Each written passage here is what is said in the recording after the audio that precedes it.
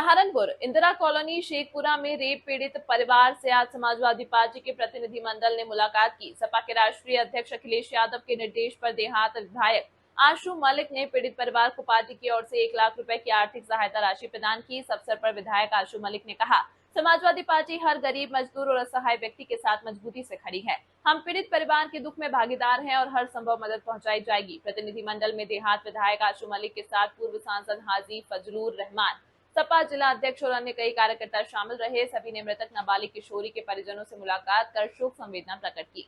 आशु मलिक ने यह भी बताया कि सहारनपुर के जिलाधिकारी से संपर्क कर पीड़ित परिवार को प्रशासन की ओर से भी आर्थिक सहायता दिलाने की मांग की गई है। उन्होंने कहा कि जिले में जहां जहां इस प्रकार की दुर्भाग्यपूर्ण घटनाएं हुई हैं, वहां पार्टी के राष्ट्रीय अध्यक्ष अखिलेश यादव के निर्देश पर आर्थिक मदद पहुंचाई गई है।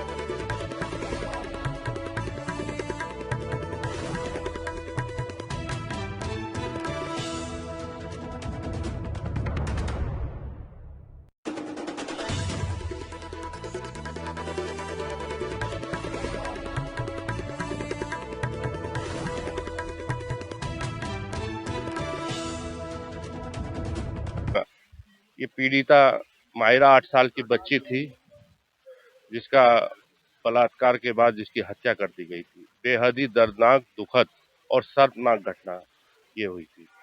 हम लोग अपने लीडर समाजवादी पार्टी के राष्ट्रीय अध्यक्ष आदरणीय श्री अखिलेश यादव जी के निर्देश पर पहले भी इस परिवार से मुलाकात की थी और जो कर सकते थे वो आर्थिक मदद भी पहले की थी और कानूनी रूप से भी जो मदद इस परिवार की कर सकते हैं उस पर इस परिवार के हम लोग साथ हैं।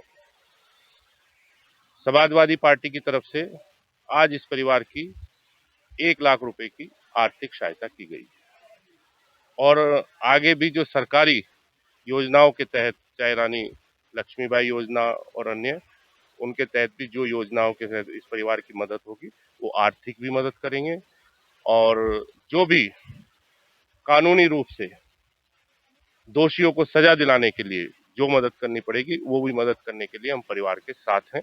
हम आभारी हैं अपने लीडर के, समाजवादी पार्टी के राष्ट्रीय अध्यक्ष आदरणीय श्री अखिलेश यादव जी के, जो हमेशा गरीब, मजलूम, बेसहाराओं के लिए हमेशा खड़े रहते हैं। उनके दुख और दर्द में आज जो मदद उनकी पहुंची, हम उसके लिए उनका भी आभार व्यक्त करते हैं।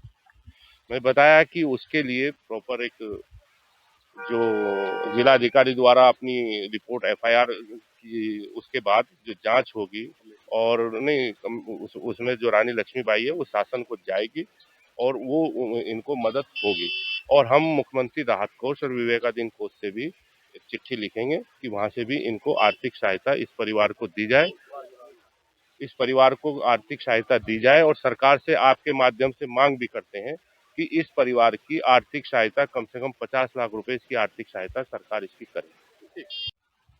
2 अलग अलग घटनाएं और सहारनपुर में हुई हैं।